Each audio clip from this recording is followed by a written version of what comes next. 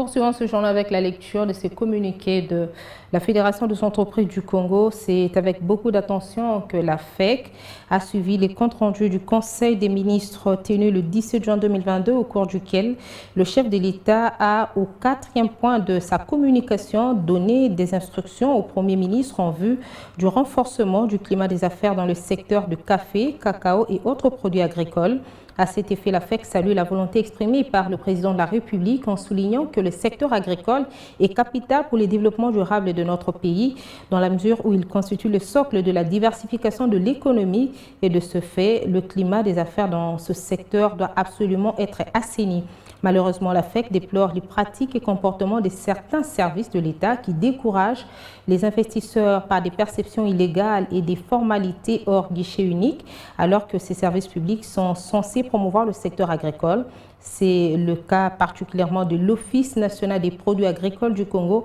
ONAPAC en sigle, ancien Office national du café tel que mentionné dans le compte rendu du Conseil des ministres si haut évoqué. En effet, la FEC dénonce le comportement de cet établissement public à caractère technique et scientifique, notamment les perceptions illégales ainsi que des frais sur base des textes réglementaires qui sont déjà abrogés par la loi numéro 11/022 du 24 décembre 2011 portant principes fondamentaux relatifs à l'agriculture en vigueur. Les perceptions et frais ainsi décriés, qui sont d'ailleurs exigés sans contrepartie par l'ONAPAC,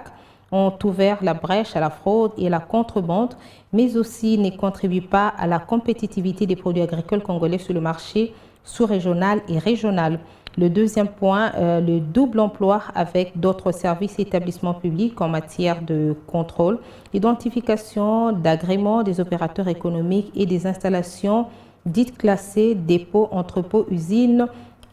et la liste n'est pas exhaustive. En troisième point, ils ont fait mention à l'application discriminatoire des taux et eu égard à ce qui précède la FEC, voudrait ainsi dénoncer et réagir contre les fausses accusations de l'ONAPAC reprises dans le journal Le Potentiel numéro 8354 du 21 juin 2022 à la page 5.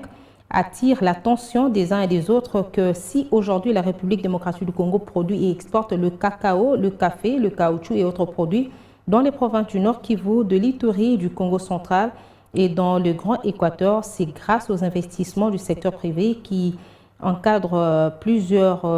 milliers des producteurs et paysans, travail que l'ONAPAC devrait faire en tant qu'établissement public à caractère technique et scientifique, mais qui ne le fait pas. Ainsi, pour terminer, la FEC invite le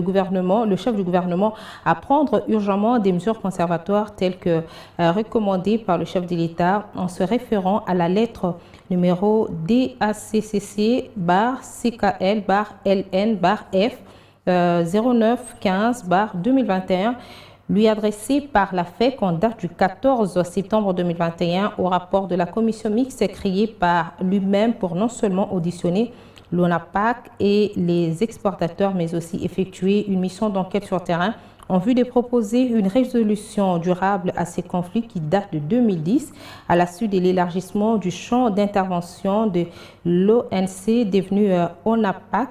aujourd'hui par le décret numéro 09/59 du 3 décembre 2009, tel que modifié et complété à ce jour par le décret numéro 18/044 du 24 novembre 2018. C'est un communiqué signé par Espérance Belaou, la première vice-présidente de la FEC, et Kimona Bongue, administrateur délégué.